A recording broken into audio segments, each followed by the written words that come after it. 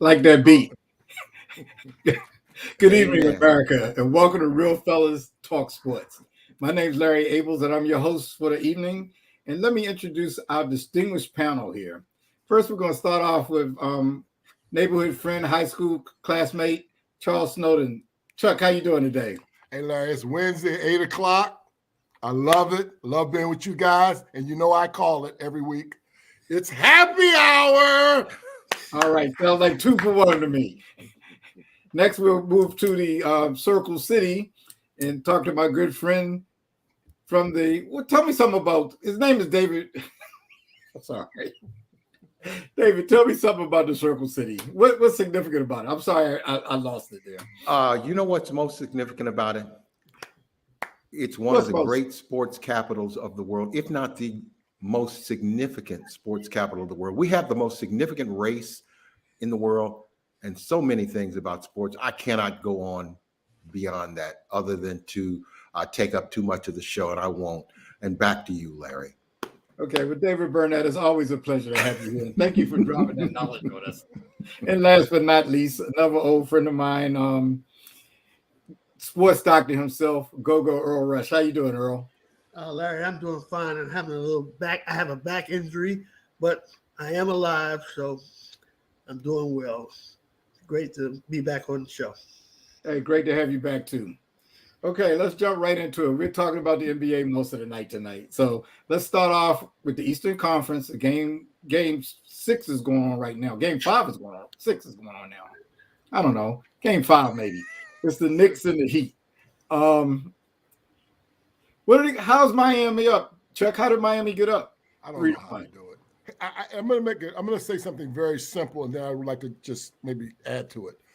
I think they have a culture in Miami, and it's similar to me like the St. Louis Cardinals in baseball or the Pittsburgh Steelers in football. For some reason, that organization, they just know what they're doing, and they plug and play. Because if you're telling me a lineup of Vincent, Struss, Kevin Love, Bam, and Jimmy Bucket scares me, on paper, it just doesn't, but it sure works down there. So I think it's culture. The answer to your question is how they're doing it, it's the culture down there. So, Earl, what do you think? Is it more on paper or what they do on the court? I agree with Charles that there is a culture, but that's not why they're up. They're up because the Knicks are who they are. The Knicks are the Knicks. Come on, guys. They don't have anybody except for the point guard. I mean, why are you surprised? They don't have anybody. Randall's a good player sometimes. He's not consistent, but Randall's a good player. They have the point guard's a good player. Other than that, they don't have anybody else.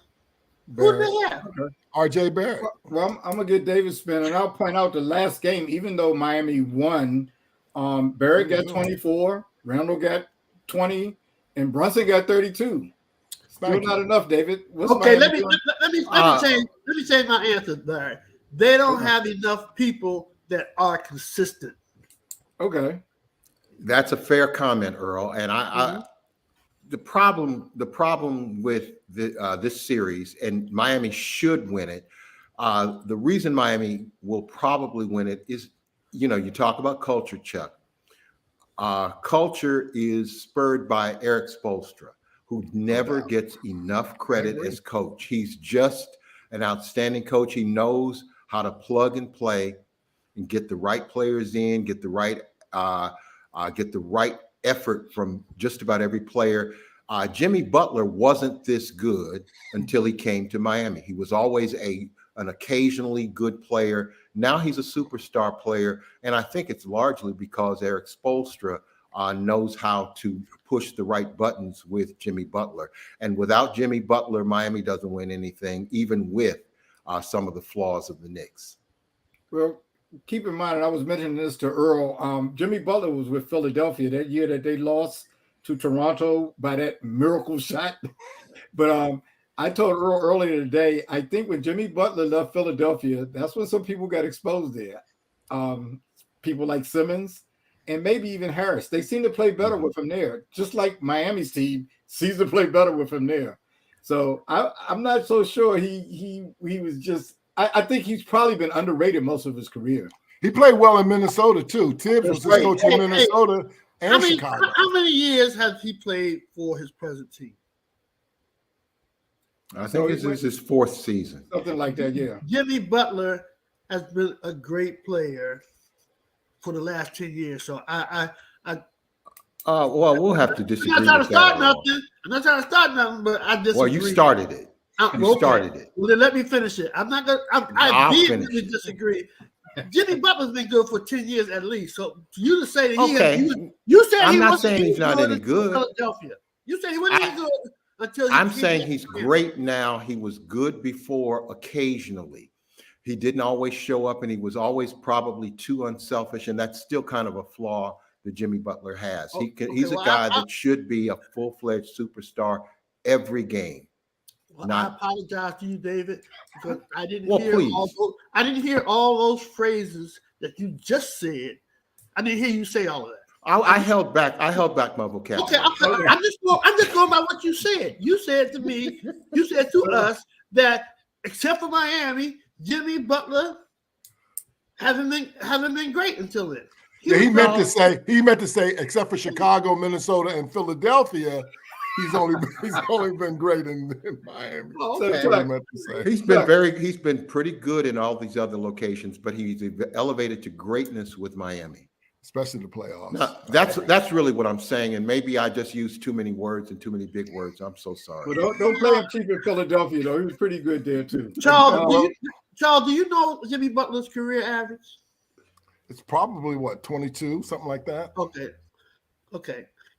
It can't get up to 22 if the last 4 seasons he was with Miami, and then season 4 he was everybody else. There's no way he could have a 22-point average if he wasn't great.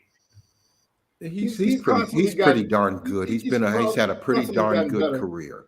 He's gotten better and better the whole time. But now he's great. It's the playoffs. It's the playoffs. He plays well in the playoffs, David, because he didn't make. Well, he plays well in the playoffs. I'm gonna stick with David. Is there any player on the Knicks team? And I mentioned Brunson, 32, Randall 20, and Barnett 24. Is anybody else on the Knicks team that might be an X factor that could get them over the hoop, over the hump? Barrett, RJ Barrett. He's the guy that's got to maybe pick up his game, but I'm agreeing with Earl. I don't think the Knicks have enough. And you know how I feel about Julius Randle. Yeah. I think he's vastly overrated. He doesn't show up. He settles for a big jumper, and he's not an accurate shooter from the outside, but he thinks he is. Yes, he averaged 25 points a game this year. Blah, blah, blah.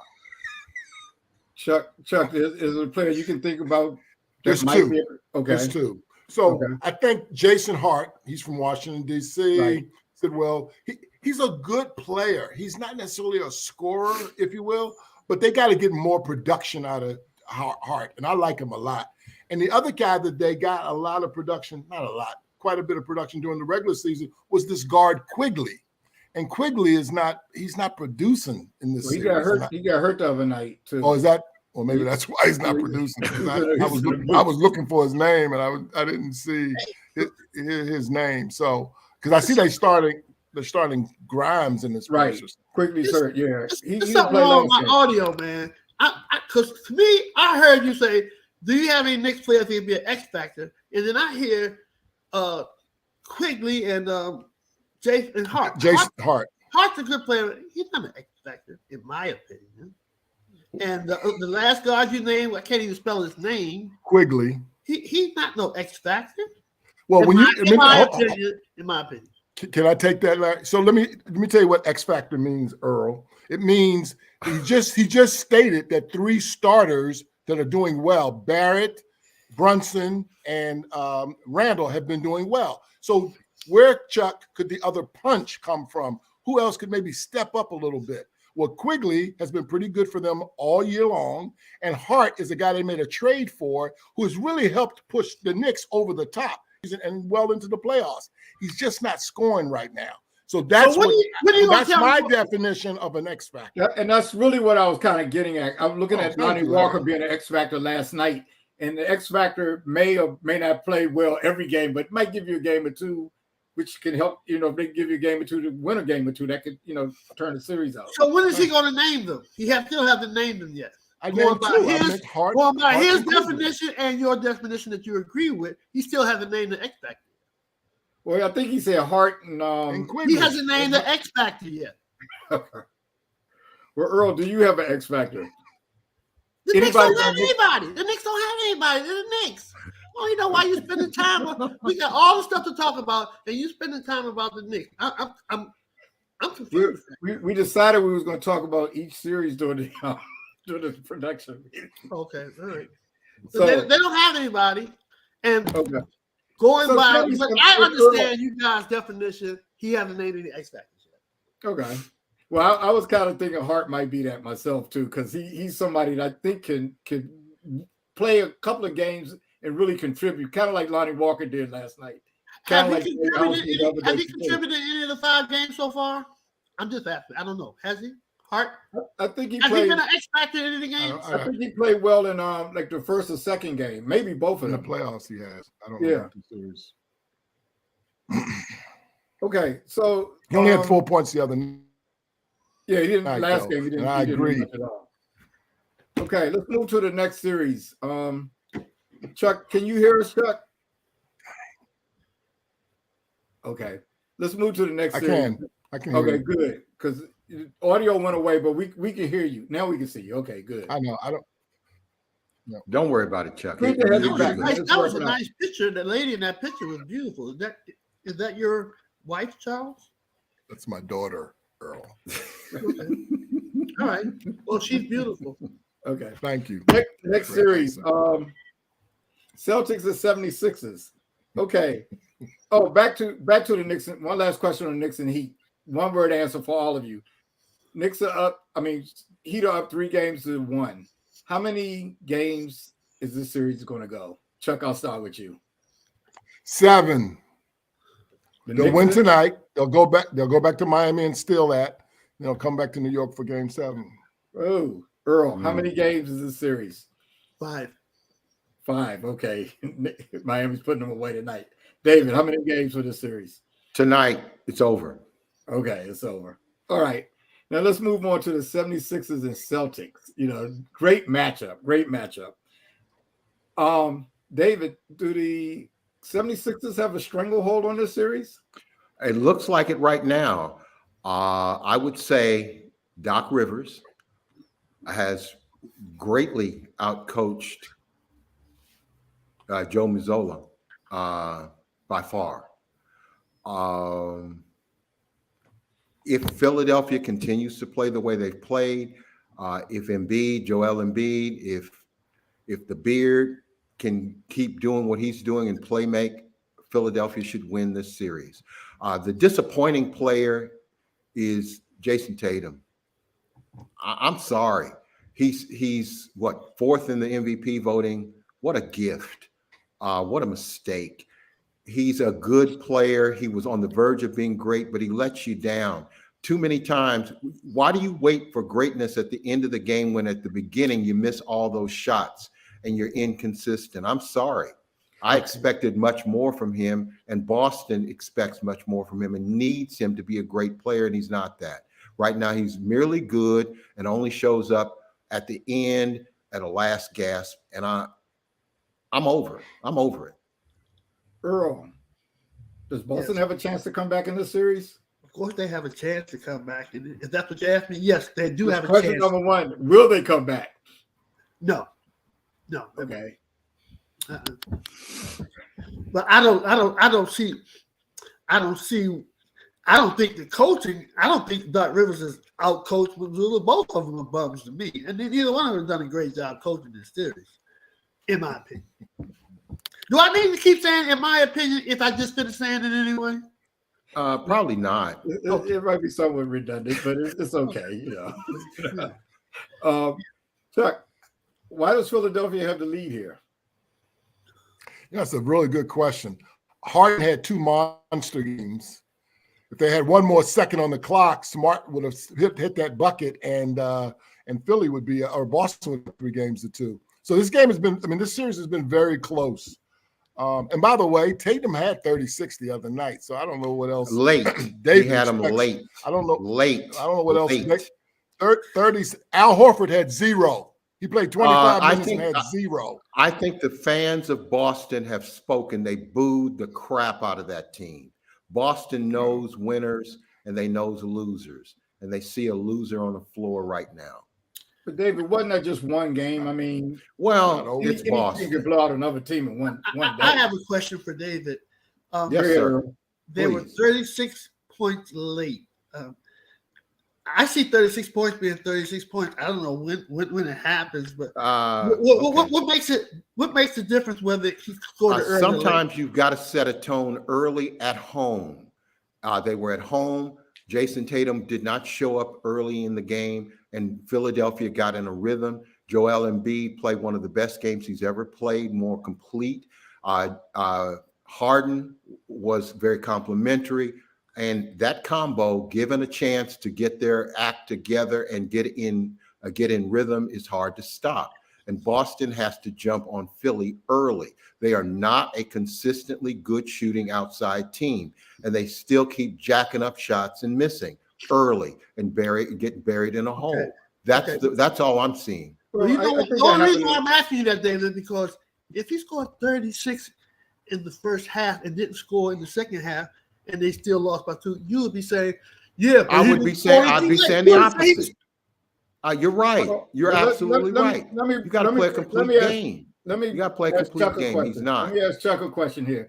Chuck, what I've noticed in that series, and I don't know whether you see the same thing, it seems like Jaylen Brown is going well early when Tatum is missing, and then Tatum takes over at the end. Is it a matter that Boston just doesn't have good ball movement throughout the game, or what is their problem there? It's really interesting because I think they're healthy finally. They got Williams going. They've got Brogdon healthy. They've got Tatum and Brown. I can't put my finger on it either. I will say this, though. Again, Philly, it's just been a good series. That game Sunday, that overtime game, there were shots being made. Does Harden have to hit that left-hand jumper in the corner, deep in the corner that beat them? No.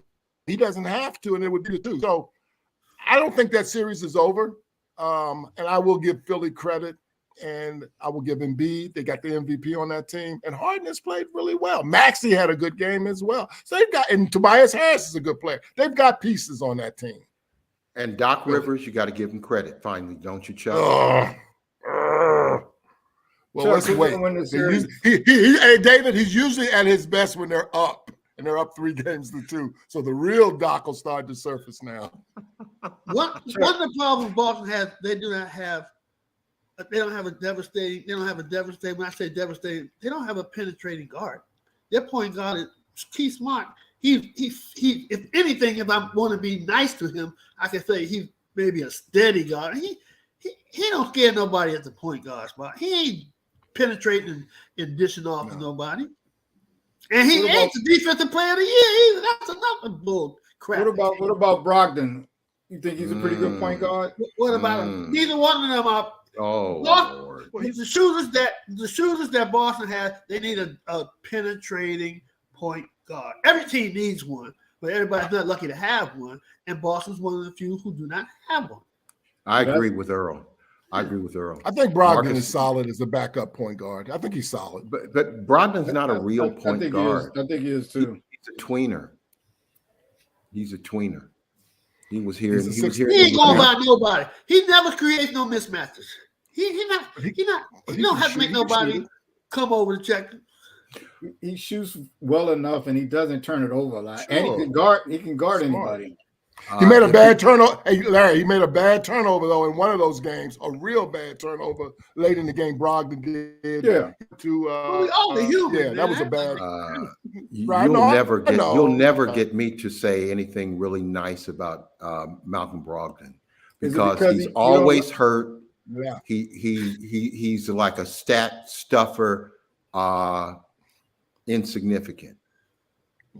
That's what I see him. Well, he's a Malcolm UVA Brogdon. grad. He's a UVA grad, so I'm always gonna, like he's got a special. Well, place. I thought okay. he But whether played he's well any in- good or not, you gonna pull for him because he's a UVA, right? I thought he played well in Milwaukee, and I thought they missed him when he left at first, and that's when they got Drew Holiday to take his spot. He played And, well. He played well with the Pacers too, despite what David when was he saying. played, he was injured almost half the time. Okay, David, who wins this series?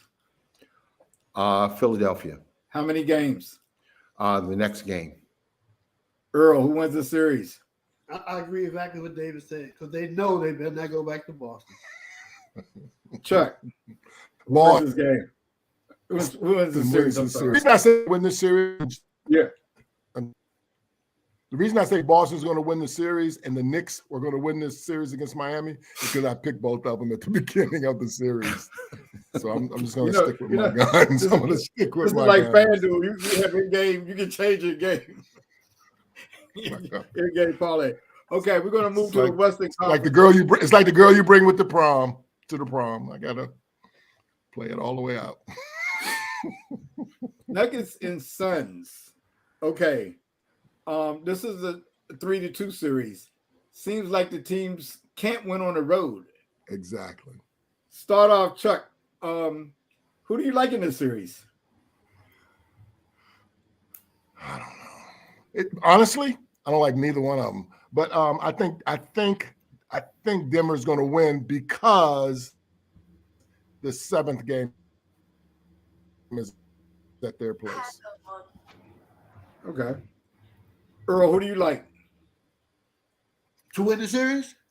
Yeah, the Nuggets Oh. and Suns. Yeah. Yeah, 'cause I don't like neither one of them either. Well, when I This say year- that, let me make my Yeah. question clear. When I Okay. say, I should say, who do you think's going to win this series? Okay. All right. That's what I mean by who do you like. When you're Nuggets. dealing with anal people like me, you got to be real specific about what you say. Well, I'm not going to call you that because I've had two I'm people. calling myself that. I'm not asking you to call Well, me that. but I've had two people that say they didn't like someone, so I got to think. I got to take it. It might be the question that I'm asking. Oh, okay. This series Who do is you over. like to win this series? This series is The over the Nuggets. next game. The series is over at the next game. It's not going 7 games. Why can't it go another game? Phoenix has no size. Their center is similar to a female dog. Oh my! Their depth is not good at all. They don't have any not good at all. They don't have any depth, and they just don't have enough. And I made a mistake, as I told you earlier today. I used to think that their coach was pretty good. I used to dog him for not playing Aiden. I was wrong on both points. He shouldn't have been playing Aiden, and he's not really a good coach. He had players on the bench that could score. He didn't even put him in the game. He even tried to put him in the game. At least the sticker for Doc, he did play House and a couple of other people. Finally, You can't play Booker and KD. Durant 43 minutes. Come on, man. and He's a certainly horrible can't just- coach. He's a horrible coach. Mm. I don't like that. I don't like the Phoenix coach. And Aiden is horrible as well. David, what's your take on this series? It should be Denver winning the next game and it's over. But the point guard, Phoenix is coming back. Old man coming back. He'll probably get hurt. But it should be Denver. Jokic, Nikola Jokic, two-time MVP, MVP runner-up, has just been playing balls out. and he will likely play that way again. And I think Denver should win, but they don't have the advantage this time of the high altitude of Denver. And that does make a difference. And I think that's one of the reasons that they won the other night. Not that Porter family could find the basket and give them a third option. Well, yeah, I mean, Denver has been the best team in the West pretty much all season long. It's just they have no pedigree. Okay. I think they'll be They had very a kid named difficult. Brown come up. They had a kid named Yeah, Brown. He played pretty well. they had I a think kid Denver Brown come will off the be bench and got 25. I think Denver will be hard for anybody to beat. I was telling Earl earlier today, Los Angeles and I think Los Angeles will probably get there. I'm not sure they or Golden State could do much more to them than what Phoenix is doing with Booker and Durant. They're firing them up and they're still ahead of them. So I think they're going to be hard to beat. And speaking of the Lakers and Warriors, let's move on to this one that we're all waiting for. There's some that still think the Warriors have a chance to come back. You know, I've heard people on talk radio saying, well, Curry owes LeBron this 3-1 reversal like he did to him. David, is this series over? I think the Golden State Warriors will find a way to win. What would that be? Game 5? Game 5. But it's looking like they're too small. And it's looking like they're first of all, even at their very best, you know, the four championships, they're a careless, sloppy team that relies on two great jump shooters. And they're getting by with that. But they're getting old and long in the tooth. Draymond is not the same defensive player that he's always been and playmaker. And so I think the weaknesses of Golden State are starting to expose themselves. And probably, as much as I don't care for the Lakers, I'm just so sick of the media carriage of the Lakers. I think the Lakers will probably win the series. Earl, who do you like in this series? This series is over tonight. Golden State. I mean, Steph Curry is great. I say he's underrated. Nobody really appreciates him. He's one of the greatest that's ever played. It all boils down to a team. It's one playing against four. You know, Steph has no help. He has nobody that he can depend on consistently. He has nobody he can depend on consistently on his team. There's no one. Chuck, That can't beat everybody. Well, I'll ask you a guy before I go to Chuck. What about Anthony Wiggins? You don't think he's pretty dependable? Clay. He's the closest to dependable they can get to, but I don't think. To answer your question, no. He waves off sometimes too. I'm like, where is he?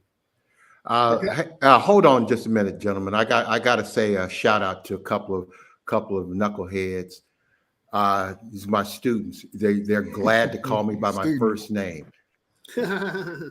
Charles, it's going just fine, but I'm Mr. Burnett to you.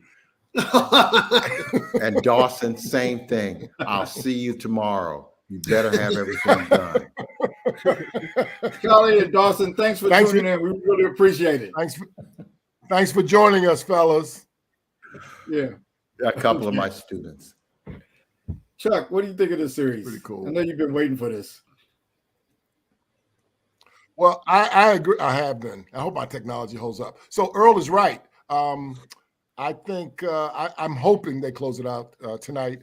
And I like the Lakers, obviously. But here's the thing. The game was close, right? LA shot 20 for 20 from the free throw line. 20 for 20, right? And Steph played good for 47 minutes or whatever that was. He played kind of bad that last minute. I hope y'all heard that. He took two bad, he played kind of bad the last shots. minute. He took two bad shots and he just threw the ball away. He laid on his back and just threw the ball away. So he played well for 47 minutes, but that last minute, that was on him. I have a quick question for you, Charles.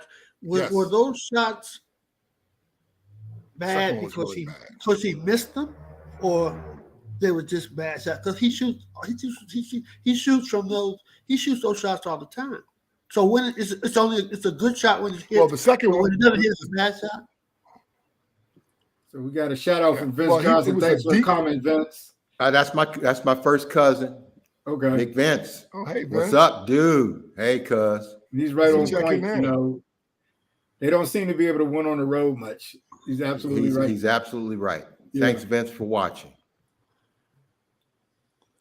Again, that game came down. Again, that game was really, really, really close at the end. I mean, sir. But why was it a bad shot? That's what I'm trying. And by the way, just to answer Earl's question, because Anthony Davis was jumping at him. Anthony had him guarded. He was guarded, and that's Anthony Davis he's been guarding him a lot in the series, y'all. No, but out there he should have tried to juke him.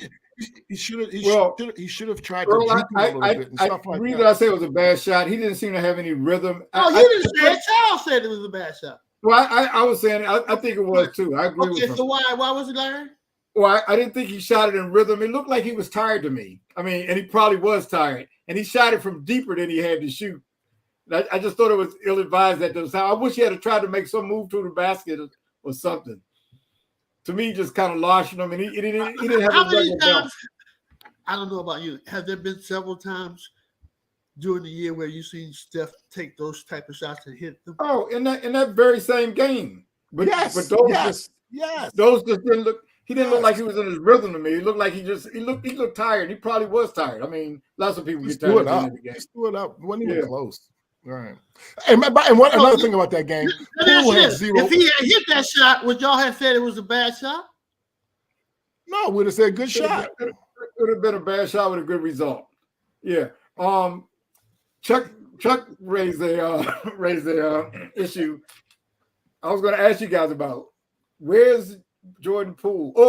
This is really what I wanted to ask. Who's the best player, Poole or D'Angelo Russell?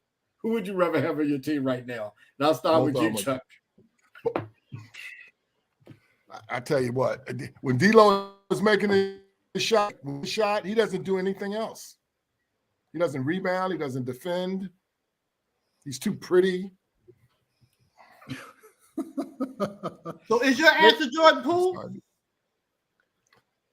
No, I don't like him either. I would take D'Lo because he's my Laker now. Earl, what about you? But both of them were disappointed. Oh, you're just asking me because we're on the show because I know you know better than that. Of course, I know what your answer is, but America doesn't know. Yeah, it's not Poole. I'll tell you that. I do. You can't. I'm going on the Charles thing right now. I can't give you 123 guarantee, even though I'm not paying and it ain't coming out of my pocket. You can't get that from me and score no points. But what if both of them were making no money? You know, they were playing an urban coalition. Who would you rather have on your team? Money aside. Today or in general? In this series. I'd rather have the left-handed boy for the Lakers. Russell. And Jordan Poole is flat out trash. Flat out trash. I don't even. He's horrible. David, are you down on Poole like they are? Poole has been a tremendous disappointment. You know what he needs?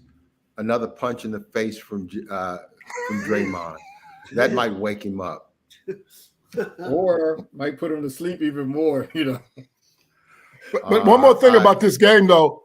One more thing. Walker had to have 15 points in the fourth quarter for them to win by 3, and they shot 20 for 20 from the free throw line. That game was close. It was. We're not playing horseshoes, Charles. We playing the NBA playoffs. But he raises a good point. Even though they're up 3 games to 1, that's how close this series was to being 2-2. And we have a whole different perspective if it's 2-2. Right now, it looks like the Lakers are going to put them away. I can't see Golden State winning 3 games. I'll be surprised. But they could win tonight. It's over tonight. It's over. This game's not even going to be close. Well, look, let me jump to our Midwest correspondent. And, sticking in the I got to NBA, tell y'all something. Go ahead. You have something to say, Chuck?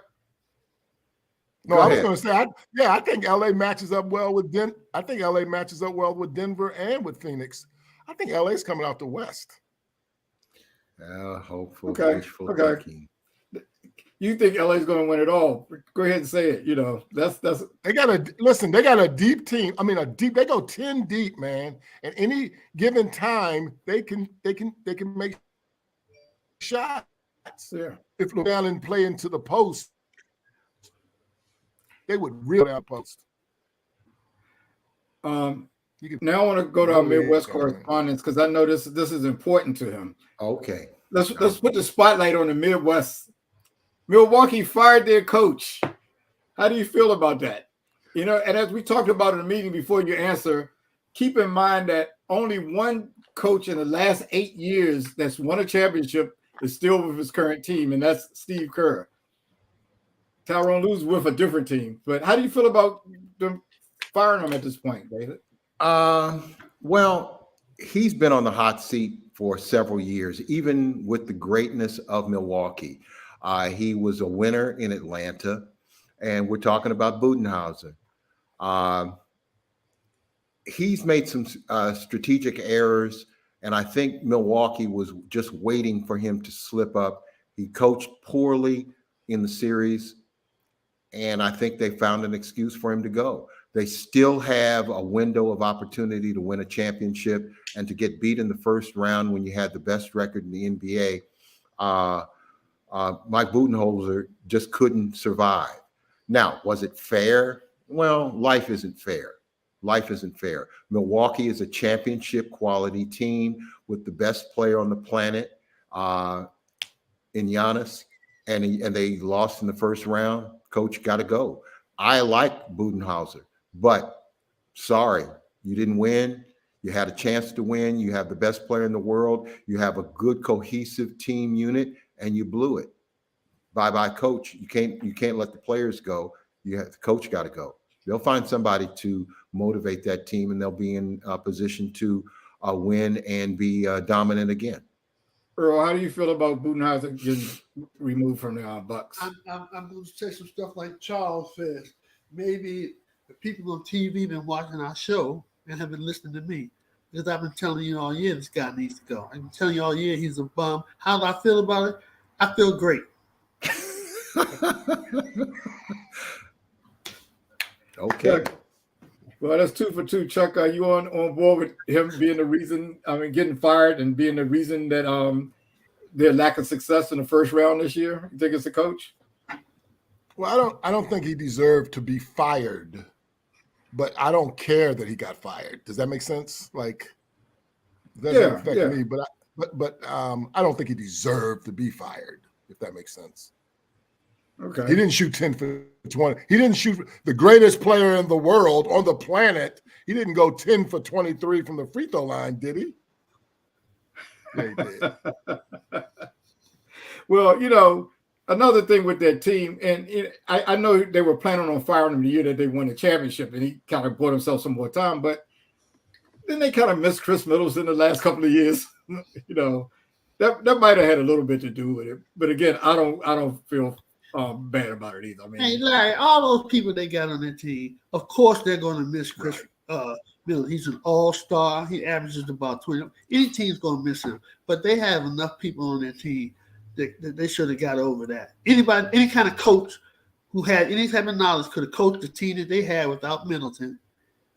They should still be playing. That's all. The sports doctor has spoken. Okay, now we're going to turn to a little controversial thing that happened. It's been a lot of people with mics saying crazy things, but I'm going to focus in on Bob Huggins, the basketball coach of West Virginia.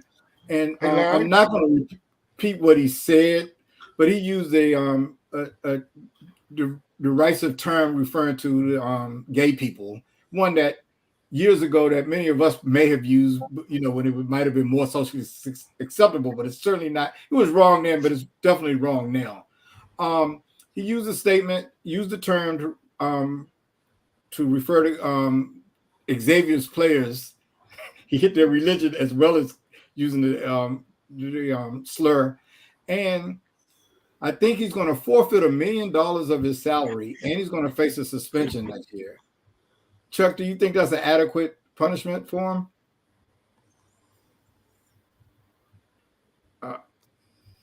Chuck, are you here? All right, go ahead. I don't care about West Virginia, and I don't care about Huggins. And if that's the way they want to punish him, that's on them. Does that make sense? Well, I mean, for any coach to say something like that, I mean, not him. I mean, he's the one that said it. That's why I used him. Yeah. But I got to think if the president of the school has said that, he might not be there anymore. Amen. Even though the punishment is I don't know. These God, we just, yeah. Well, can I say something? I wish my technology was working. But there was another day who used the N-word for the Oakland Athletics. We can get to that. Fired. We can get to that. Well, he's indefinitely suspended, and I was going to bring that up too. Let me just say this about Bob Huggins. Go ahead, David. First of all, he's at West Virginia, his alma mater. He played there. But he was talking to a station in Cincinnati. Let's put some context on it. He was former coach, longtime coach of the University of Cincinnati Bearcats. So he has some cachet and familiarity. So I think he was feeling pretty comfortable talking to a Cincinnati radio host, and he just let himself be known for what he is. Also, let me speak to the punishment. He was suspended for 3 games. 3. He makes $4-point-something million a year, so he sacrificed $1 million of that. So he still got $3 million. $3 million plus. The punishment is a joke. It's just a slap on the wrist, relatively speaking, if you can call $1 million fine a slap on the wrist. But it's meaningless. This is who he is. He's a 69-year-old old dude who's just speaking his own truth. Let's get real about it. If West Virginia actually cared, if Xavier University, which is a rival of the University of Cincinnati, so that was always his rival, his in-town rival. Xavier University is located in Cincinnati. So he's talking about Cincinnati, talking about Xavier University, rival of his former school, University of Cincinnati. So that's the context from which he felt comfortable enough to speak his anti-gay truth. There you go. Earl, penalty sufficient? Too light? Anybody who talks like that in these days and times needs to be fired. I don't care who their cousin is, who their mother is. I don't care what school they went to, whatever. What's $1 million to this guy? This guy makes plenty of money on endorsement stuff. He needs to be fired. Not just him. Anybody who talks like that these days needs to be fired. It's just not appropriate. It's not necessary and it's not appropriate. The penalty was a joke. He should be fired. I think the penalty was significant. $1 million is a lot of money. But I think, as I started off with this, I think if the president of the school had said that, or any other faculty member there, they would be gone. So I'm not sure. Even his boss, the athletic director, I bet you he'd be gone if he had said that. So I'm not sure why he's still there. It's window dressing. It's just there for show. It's a little bit of PR. We slapped his hand. We punished him. He sacrificed $1 million. Blah blah blah blah blah. That's really what it was. And I agree. I agree with Earl. I agree with you. Look, anybody else would be gone, but he's Bob Huggins from West Virginia. He's their guy, and they're not going to let him go. And they gave him a meaningless penalty. 3-game suspension at the beginning of the season against the Little Sisters of the Poor, blah, whatever. Yeah. Well, yeah, interesting. It just brings me back that we have athletic, even coaches, football coaches or basketball coaches that are highest paid employees at a state institution. It's just something seems strange to me about that. And while their players, the schools don't pay them anything. I'll get off that one. Hey, that's all that's on the agenda today. So let's go around and let's see if there are any closing comments. And Chuck, we can start with you. I want to start with me, but if my technology is not working right, maybe you would cut it off as I get started. So Larry and I in high school, we both were on the high school varsity baseball team. And I was a pitcher. And there were a couple of pitchers that I really admired. And one of them was Bob Gibson. Another one was Vida Blue. Vida Blue died this past week. Now, Vida Blue won the Cy Young Award in 1971. He was the Cy Young Award winner and MVP. He went 28 that year, had a 1.47 ERA, had 24 complete games. Vida Blue and that Oakland Athletics team was really, really good. They won 72, 73, 74. They won the world championship. And I just wanted to get a shout out to Vida Blue. Rest in peace, big fella. Thanks a lot. Yeah, he certainly was quite a phenomenon when he came into the league. David, you have anything? Yes. This is the month of May.